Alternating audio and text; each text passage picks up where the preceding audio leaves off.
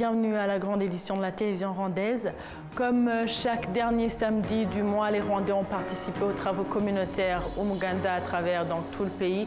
En district de Rwamagana, les populations de différentes parties ont procédé au nettoyage de différents canaux d'eau qui avaient été débouchés par les dernières pluies qui ont été touchés par le district. Le récit de Patrick Nilidandi.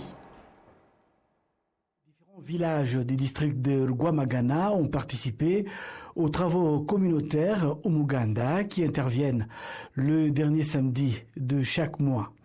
Ce samedi, ils ont choisi de se focaliser sur un projet communautaire qui vise à nettoyer les conduites d'eau en dégageant les zones habituelles des captages d'eau qui étaient obstruées à cause des pluies torrentielles qui se sont abattues ces derniers jours. Même si ces habitants ont mis toute leur énergie à la tâche, ils reconnaissent la nécessité d'un apport extérieur car la tâche est bien rude. Les habitants du secteur Muyumbu soulignent que la route qui les relie à Kabuga en direction du district de Kichukiro est en mauvais état. Ils souhaitent qu'elle soit réparée afin d'apporter un coup de pouce à l'économie locale. Nous sommes en train de déboucher les canalisations pour permettre aux eaux de pluie de circuler plus facilement. Cette route qui relie Kabuga à Kichukiro est primordiale pour nous, car nous l'utilisons pour faire notre marché. Mais elle a été endommagée par les pluies torrentielles. La participation est intense pour lutter contre les catastrophes causées par les eaux des pluies. Nous avons débouché les canalisations d'eau devant les maisons des citoyens. En bref, les travaux communautaires se sont bien déroulés, mais nous demandons un plaidoyer car nous recevons l'eau dans nos robinets seulement une fois par mois. Et pourtant, on nous avait promis que l'eau sera permanente. Les mêmes travaux communautaires se sont déroulés dans d'autres parties du pays. La population répondant à l'appel de ces autorités en apportant leur énergie et leurs mains à la résolution de leurs propres problèmes en assainissant leur environnement. Avec l'actualité pour parler, alors que le Rwanda se prépare à célébrer pour la 31e fois la fête des héros, la jeunesse née après le génocide perpétré contre les Tutsis au Rwanda en 1994 exprime que sa contribution dans le développement national et la détermination à servir à travers leurs talents, connaissances et passions. Le reportage d'Enora Gladys. Il a été observé que plusieurs jeunes qui pratiquent la danse traditionnelle ne se limitent pas seulement à une expression artistique, mais qu'il est aussi question de rendre hommage à l'héroïsme de ceux qui, à différentes époques de l'histoire, se sont sacrifiés pour leur pays.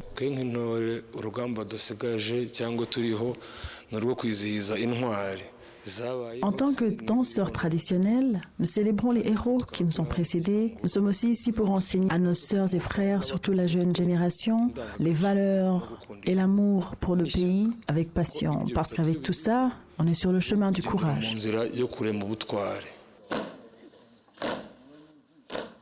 En plus des danseurs traditionnels, certains font l'art, renforçant l'importance de leur rôle dans le développement du pays. Kingabo est l'un des jeunes engagés dans l'art. Nous sommes là, nous sommes les enfants du Rwanda, un enfant qui a vécu aux États-Unis, où il aurait eu plus d'opportunités, mais qui choisit de revenir à Kigali pour apporter sa contribution. Imaginez que nous avons la chance d'atteindre d'autres horizons, mais que nous choisissons de revenir, de prendre la décision de rentrer afin d'apporter notre humble savoir-faire au pays. En fait, certains d'entre nous sont dans le pays et ressentent le désir de contribuer. Notre pays avant tout, voilà une devise que de nombreux jeunes utilisent dans leur travail quotidien, se souvenant qu'ils doivent contribuer au développement de leur pays en honorant le courage de ceux qui les ont précédés, leur offrant ainsi une nation pacifique. Les jeunes sont exhortés à aspirer à incarner la culture de l'héroïsme et le comportement approprié, tout en contribuant concrètement à travailler pour leur développement personnel et le développement du pays. La police nationale du Rwanda a tenu une conférence de presse sur les préparatifs de la réunion des responsables de la police des pays de l'Afrique de l'Est, une organisation regroupant 14 pays de la région fondée en 1998 dans le but de coordonner les efforts des forces de police pour résoudre les problèmes de sécurité liés aux crimes transnationaux. Il faut créer les centres qui vont prendre en charge les victimes et puis rajouter encore les textes légaux qui protègent tout ce qui a été violé. Et puis multiplier les partages d'informations au niveau régional et la coopération pour la lutte contre ce fléau. Les responsables de postes de santé au district de Ruguamagana affirment que la pénurie de médicaments affecte la prestation de services dans certains centres de santé. C'est l'un des problèmes mis en évidence devant les sénateurs qui ont visité les districts de Ruguamagana et Kayonza ce vendredi. On va parler à présent des experts en gestion des ressources humaines qui estiment que le gouvernement devrait formaliser davantage les emplois non déclarés en garantissant des contrats de travail et en assurant que les employeurs fournissent une couverture d'assurance maladie à leurs employés. Les secteurs les plus concentrés ou bien concernés par cette situation sont ceux des travailleurs du secteur informel tels que les Karaningufu et les employés subalternes dans le secteur de construction et les agents de nettoyage dans les rues. Ces travailleurs sont fréquemment confrontés à des difficultés de risque dans leur travail et affirment qu'avoir les contrats formels et une couverture d'assurance leur permettrait de travailler dans de meilleures conditions et en toute sécurité. Jean Mukunzi, expert en gestion des ressources humaines, recommande que le gouvernement augmente le nombre d'emplois formels, que les habitants vivant dans la nécessité du village modèle puissent en bénéficier. Il y a un problème en ce sens que si une personne est en train de nettoyer la route et qu'une voiture vient cause des dommages corporels, cette personne aura des problèmes pour se faire soigner. Normalement, la responsabilité de la sécurité du travail incombe à l'employeur. Donc, l'employeur de cette personne qui nettoie la route devrait pouvoir payer ou s'assurer que l'employé a une couverture médicale. Mais il y a différentes situations. Par exemple, je dirais les manœuvres qui travaillent dans un garage. Peut-être qu'il y a un employeur dans ce garage, mais très souvent, ce sont des personnes indépendantes. Chacun se débrouille, il fait des réparations, il gagne de l'argent, mais ne pense pas à prendre une sécurité sociale, assurance accident. Alors, normalement, la mutuelle de santé, qui est un mécanisme qui a été mis en place par le gouvernement, tout le monde devrait avoir la mutuelle de santé. C'est comme une loi. Donc, supposons que toute personne a une mutuelle de santé, cette personne va être capable de pouvoir se faire soigner en cas d'accident. Mais même là, disons que c'est le principe, c'est la loi, mais la pratique est différente. Les gens ne vont pas volontairement ou bien de façon automatique souscrire à une mutuelle de santé. Qu'est-ce qu'on peut faire en plus de la mutuelle de santé? C'est que les gens, c'est que l'autorité locale, le gouvernement central de Mifotra, la ville de Kigali ou n'importe quel district ou le secteur puisse mettre en place une espèce d'obligation pour que les gens se mettent en coopérative et puissent souscrire à une assurance privée pour se protéger contre les accidents, en plus des mécanismes que le gouvernement a mis en place. C'est ça que je trouve qui pourrait aider un peu.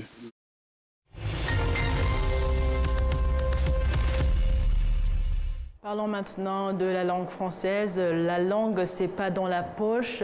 Page culture à présent avec cet échange entre mon collègue Patrick Nilidandi et le docteur Imias Tepi, ingénieur en technologie de l'éducation. Il est enseignant volontaire de l'EIF au Rwanda de nationalité camerounaise. Docteur Imias participe à un projet dénommé La langue, c'est pas dans la poche.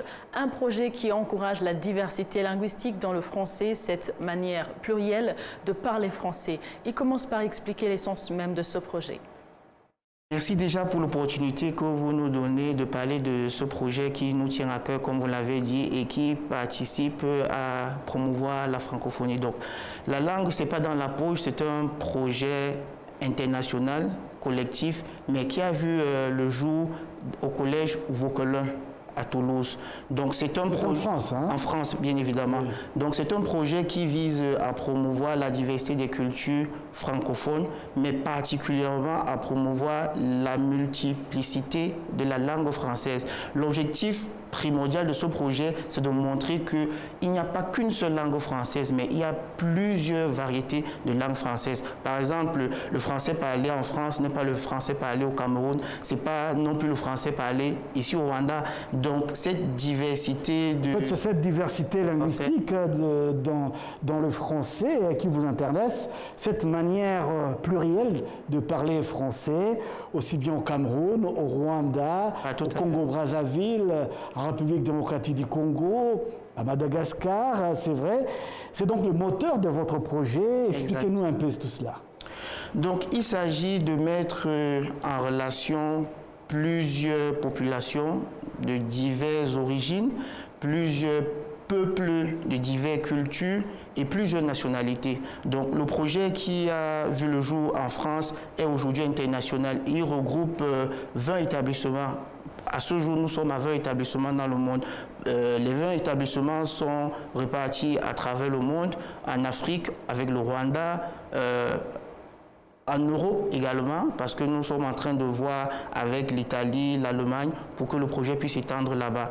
Ensuite, nous avons aussi l'Amérique du Nord avec le Québec. Donc c'est un projet qui s'étend aujourd'hui dans le monde entier.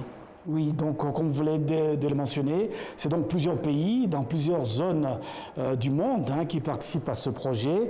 Le Rwanda fait partie de ce projet, donc avec le Burkina Faso, le Maroc et la Côte d'Ivoire. Et il y a aussi en Amérique du Nord et quelques pays européens. Comment s'organise un peu cette collaboration entre ces différents pays? La collaboration, je vais d'abord prendre le cas du Rwanda. Donc la collaboration s'est faite par le biais de Madame Delbois Sarah, qui est l'attachée de coopération auprès de l'ambassade de France pour le français. Donc ici au Rwanda, c'est elle qui a mis en relation l'ensemble des participants aujourd'hui au Rwanda à travers ce projet, notamment les enseignants volontaires de l'Organisation internationale de la francophonie. Et je crois, si vous me le permettez, c'est l'occasion de dire un grand merci à Madame Delbois Sarah, qui justement a été le pont, a été le lien pour nous autres avec ce projet. Ensuite, nous voulons également préciser que la collaboration se fait à travers le parrainage de plusieurs personnalités. Nous avons l'artiste Gaël Fall, qui a spontanément accepté de parrainer. Ouais, justement. Avec son musicien Samuel Kamanzi, qui a accepté également de parrainer ce projet. Mais je n'oublie pas également la réalisatrice de ce projet, Baya Kasmi. Oui. Baya Kasmi, justement, qui est une réalisatrice et qui également parraine ce projet. Donc voilà, la collaboration se fait à partir de plusieurs mises en forme de voix, de textes, de vidéos, de poésie, de slam. Bref, nous travaillons sur la langue, nous manipulons la langue française et nous l'exploitons, chacun à sa guise, chacun selon son angle, chacun selon son ressenti, chacun selon sa sensibilité et puis chacun selon son parler, puisque véritablement c'est de ça qu'il s'agit, promouvoir les différents parlers de la langue française dans le monde. Ouais, là, c'est l'objectif principal. Est-ce qu'il y a des objectifs spécifiques de ce projet? Pouvez-vous nous en parler? Oui, les objectifs spécifiques, c'est justement permettre aux élèves, aux apprenants qui participent à ce projet de mettre en valeur leur esprit créatif, de mettre en valeur leur poésie, de mettre en valeur leur capacité à promouvoir la langue, à écrire véritablement. Donc nous leur donnons la possibilité à travers des squats poétiques qui sont en fait des installations immersives que nous faisons dans les établissements scolaires pour leur permettre, à travers des textes qu'ils ont eux-mêmes écrits sous la direction de leurs enseignants, de mettre ces textes en voix, de les mettre également en vidéo, afin justement de promouvoir cette diversité culturelle, afin de promouvoir ce multiculturalisme tout simplement. Parlez-nous un peu de l'accueil que ce projet a reçu ici au Rwanda. Vous savez que le Rwanda s'intéresse de plus en plus aux Français et les élèves notamment, vous qui êtes enseignants. Cette année, au mois de mai, vous avez un projet phare, le festival. Qu'est-ce qui est prévu en ce moment-là? Justement, le festival, c'est prévu pour mai. Le festival de mai va mettre en relation au même moment tous les acteurs, tous les participants de ce projet. C'est-à-dire que nous allons d'abord, en début mai, faire en sorte que tous les acteurs, tous les 20 établissements qui jusqu'à présent participent à ce projet, de créer, de faire en sorte que dans leurs établissements respectifs, qu'ils puissent avoir des immersions culturelles, qu'ils puissent avoir des immersions poétiques ou des slams. Et ça va se faire au même moment. Donc les mises en voix, comme je le disais, des mises en texte, des audios, des vidéos également au même moment.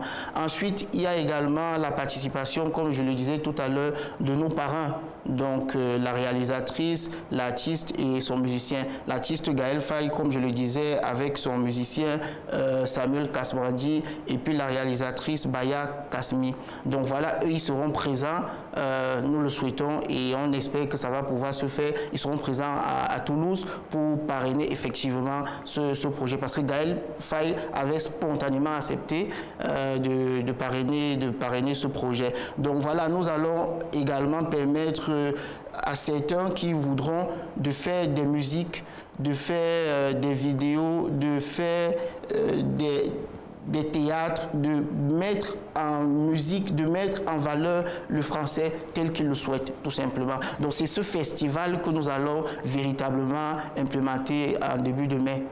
D'accord. Alors, dernière question, docteur Emias Tepi. Vous savez, vous venez de passer 3 ans au Rwanda. Donc, vous venez d'un pays qui s'appelle le Cameroun, qu'on appelle l'Afrique en miniature, n'est-ce pas? Qu'est-ce qui vous a plu pendant ces 3 ans que vous venez passer dans ce pays? Le Rwanda, c'est une richesse culturelle. Le Rwanda, c'est une diversité particulière. Le Rwanda, c'est une symphonie de peuples. Le Rwanda, finalement, parce qu'au Rwanda, on trouve de tout. J'ai particulièrement aimé cette diversité, j'ai particulièrement aimé la sécurité qu'on a ici, il faut le relever, la propreté également, et puis l'attachement particulier que les populations ici ont pour les étrangers. Ils développent un attachement particulier envers les étrangers. Je prends mon cas, j'ai très bien été accueilli jusqu'ici et j'ai très bien été intégré à tous ceux que j'ai rencontrés, qui m'ont bien accueilli et qui m'ont permis de me sentir ici, chez moi, comme si j'étais au Cameroun. Donc du coup, je peux être fier de continuer à rester ici. Du coup, je peux être fier de vouloir revenir ici. Du coup, je peux être fier de parler en bien du Rwanda parce que véritablement, le Rwanda mérite qu'on parle du bien de lui. C'est un très grand pays. Donc, j'ai aimé également quelques aliments ici, notamment le lait de vache. C'était pratiquement ma première fois d'en consommer. Je n'en avais pas encore consommé avant d'arriver ici et j'ai particulièrement aimé. Et puis j'aime aussi le kawunga. C'est une nourriture que j'ai particulièrement aimée et j'espère que je vais pouvoir maîtriser les recettes culinaires pour promouvoir cela et le faire goûter aussi à ma famille. On retourne sur les responsables des postes de santé du district de Rwamagana qui affirment que la pénurie de médicaments affecte la prestation de services dans certains centres de santé. C'est l'un des problèmes mis en évidence devant donc les sénateurs qui ont visité le district de Rwamagana et Kayonza ce vendredi. Patrick Nilidandi nous en dit plus. La réduction de décès et de la gravité des maladies qui mettent du temps à être traitées, ainsi que la création d'emplois pour les entrepreneurs privés sont parmi les avantages que les habitants du district de Rwamagana apprécient comme impact de postes de santé. Niba hari ubuvugizi abasenateri batwemereye kuzadukorera no kuzabukora bagendeye kuri RSSB headquarter. S'il y a un plaidoyer sur lequel le Sénat doit travailler, c'est de s'adresser à RSSB concernant l'accélération des contrats. Un autre problème est celui des sages-femmes. Elles sont peu nombreuses et leur service coûte cher. Et opérer lorsque le salaire des travailleuses est élevé, cela peut vous décourager.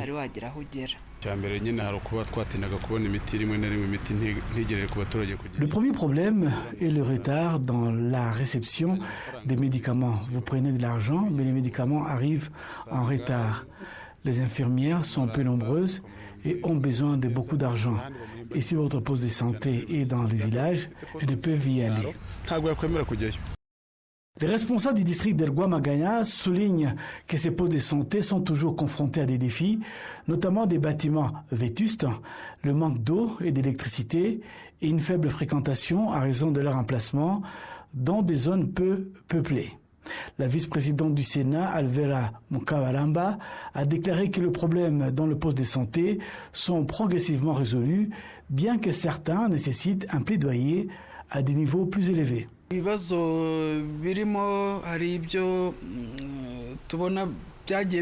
Parmi les problèmes que nous avons constatés, certains ont été résolus lors de ces actions de sensibilisation, mais le reste nécessitera un plaidoyer de la part des institutions responsables, en particulier le problème des manques d'employés. Nous cherchons comment les travailleurs des centres de santé peuvent apporter un soutien aux postes de santé les plus proches. Les citoyens ont besoin des services de dentisterie, d'ophtalmologie et des maternités. Actuellement, le district d'Erguamagana compte 36 postes de santé, dont 29 sont gérés par des entrepreneurs. On continue pour parler des habitants vivant dans la nécessité du village de modèle de Nyamijima en cellule Ayabaraya du secteur Masaka en district de Kichukilo dans la ville de Kigali qui sont reconnaissants au gouvernement qui leur a offert un toit décent à la veille donc de la fin de l'année 2024. La télévision rwandaise était allée à leur rencontre. Au mois d'août de cette année 2024, 8 familles sont venues s'ajouter à celles qui vivaient déjà dans le village modèle de Nyamijima. C'est en cellule Ayabaraya du secteur Masaka. Ces familles ont été expulsées des différents quartiers de la ville de Kigali et aujourd'hui, grâce à l'aide de l'État, elles ont bénéficié d'un nouveau logement. J'habitais dans une chambrette. Pour payer une chambrette de 20 000 francs, c'était très difficile. J'obtenais cela grâce à ma pension de 30 000 francs. On m'a dit qu'on voulait me donner une maison et si vous étiez à ma place, vous vous réjouirez aussi d'avoir une nouvelle maison et c'est normal. Les bénéficiaires reconnaissent que cela a changé considérablement leur vie et maintenant ils remercient le gouvernement de cette aide car ils vont finir l'année avec un souci de moins, les frais de loyer. J'y ai cru à 100% lorsque je suis rentré dedans. Et puis à part avoir une maison, elle a été équipée de toutes les commodités.